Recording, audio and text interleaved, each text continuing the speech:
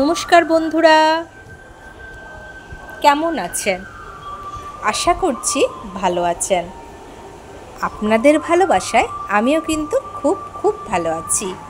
তো এই যে দেখতে পাচ্ছেন এত কিছুর আয়োজন কিসের জন্য জানেন? হ্যাঁ, কালকে বিশ্বকর্মা পুজো। আর বিশ্বকর্মা পূজার দিন আমাদের বাড়িতে কিন্তু মনসা মায়ের পুজো হয়, তার জন্য হয় অরন্ধন উৎসব। তো কালকে মা মনসার পুজো হবে, আর আমাদের কিন্তু পান্তা ভাত খাওয়ার নিয়ম আছে। তো তার জন্য কি করি, আমরা আগের দিন থেকে কিন্তু সমস্ত রান্না করে রেখে দিই। এই যে রান্না চলছে উনুনে দেখুন।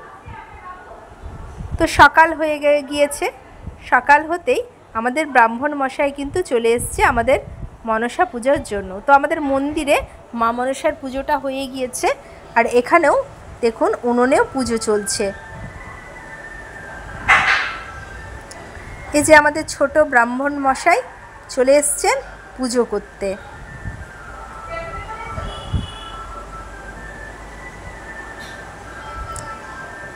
তো এখানে উনুন পাড়ে পুজো হয়ে এবার চলে যাচ্ছি কোথায় বলুন তো? এই যে খাবারগুলো হয়েছিল তাতেও পুজো হবে।